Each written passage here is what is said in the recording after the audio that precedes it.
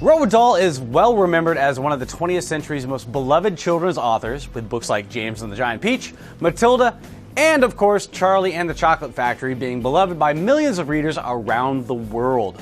Many of those books have been turned into movies of one sort or another, with Charlie and the Chocolate Factory earning not one, but two different adaptations. A 1971 film with Gene Wilder and a 2005 movie with Johnny Depp. Okay then, let's move along. Being the judgmental sort, we figured it was high time to give these movies the good old remake rematch treatment. Both of these films, of course, deal with the plight of young Charlie Bucket, the poorest little boy you ever did see, who wins one of 5 golden tickets to enter the wonderful factory of Willy Wonka, mysterious chocolatier. But hurry, please. We have so much time and so little to see. Wait a minute. Strike that. Reverse it. When he does go inside in the company of 4 other young idiots, he finds a building full of mysterious rooms and wonderful machinery, all overseen by Willy Wonka himself. Come with me, and you'll be in a world of pure imagination. It's a wonderful tale, and both movies are pretty good. One, however, has to be better than the other, and that determination is what we're here today to make. So, without further ado, let's start counting down the categories. Best Oompa Loompas. Dahl's original book got some heat for casting Willy Wonka's tiny minions as black pygmies, although he apparently later edited that portrayal. Tim Burton's film gladly goes back to the well, though, with a mildly offensive casting of the Oompa Loompas as a long-lost tribe of tiny people who eat mashed-up caterpillars and are happy to work for long hours for Wonka in exchange for coca beans. More bizarrely, all of the Oompa Loompas are represented as CGI'd copies of the same Indian actor, Deep Roy. He's fine so far as things go, but it also makes Burton's Oompa Loompas seem less like a species and more like a group of clones. Director Mel Stewart didn't have the same resources available to him in 1971 though, so of course he decided to cast his Oompa Loompas with a group of a dozen or so dwarfs and painted them all orange. They don't dance quite as fluidly as Burton's Oompas do, but they do have a bit more personality between them since they're obviously real people. This is a judgment call, but I'm putting the 1971 Oompa Loompas at the top. If you are wise, you'll listen to me. Winner, 1971. Best Songs. Speaking of judgment calls, it's hard not to imagine that your attraction to the music of the 1971 version of Willy Wonka will depend on when you first heard it. If you came to it later in life, it might not strike you as much as it did if you first saw it as a child. I, however, did first see it as a child, and it remains one of my favorite movie musicals to this day.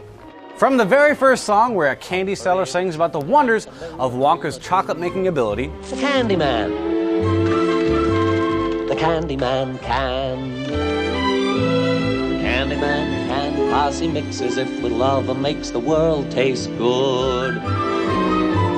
to Gene Wilder's wonderful evocation of the joys of pure imagination, There is no life I know to compare with pure imagination. Living there, you'll be free if you truly wish to be. to Veruca Salt's ode to greed and impatience, Give it to me. Now, I want the world.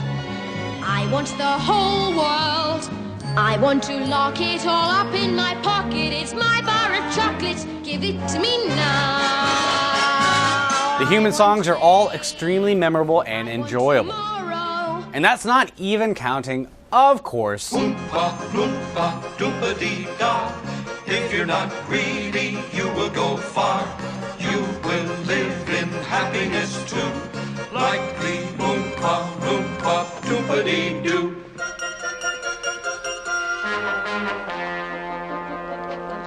Doompa-dee-doo.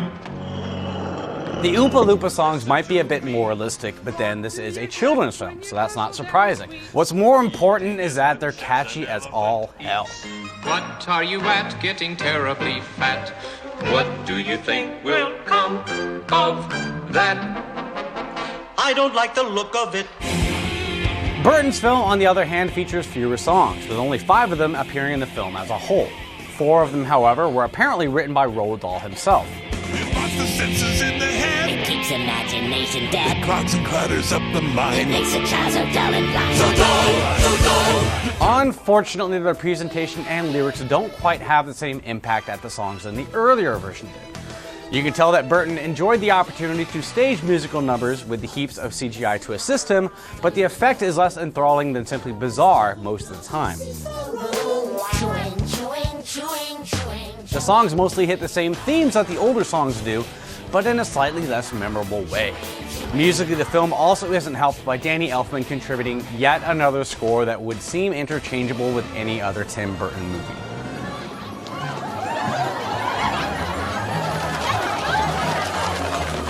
Winner, 1971. Doompa-dee-doo, I've got another puzzle for you.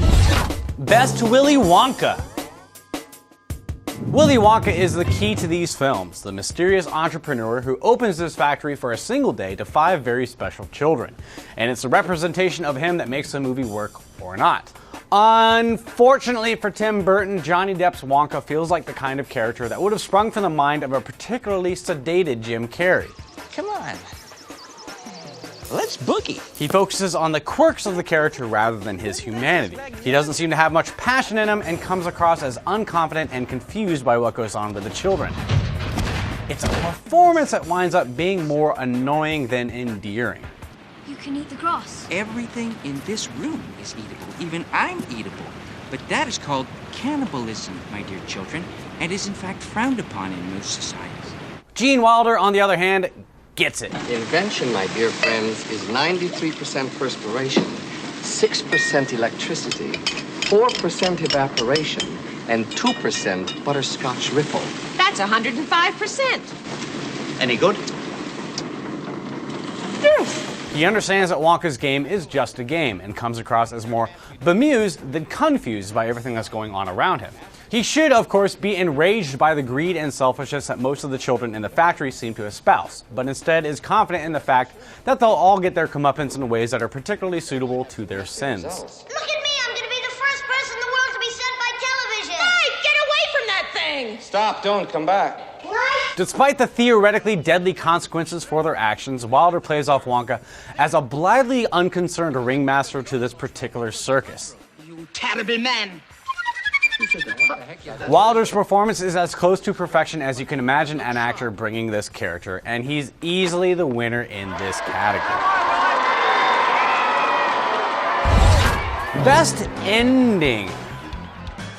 Now, Roald Dahl apparently hated the 1971 film version of his book, mostly because it added a stereotypical bad guy character in the form of Slugworth. Slugworth is the tempter of the film, offering riches beyond imagining to any of the children who can provide him with the secrets of Wonka's factory. Most of the other children were greedy enough to begin with. You think Slugworth would pay extra to know about this? But we know from the first that Charlie has a good heart. That, of course, gives one of the film's darkest moments, his dilemma at the end, a lot of resonance, when Wonka explains, "You stole fizzy lifting drinks. You bumped into the ceiling, which now has to be washed and sterilized, so you get nothing. You lose. Good day, sir." Will Charlie do the right thing? Of course he will, and you love him for it, even if none of this ever occurred in the book itself. Burton's adaptation is actually somewhat closer to the book, eliminating the Slugworth character as a villain and sticking closer to the original plotline.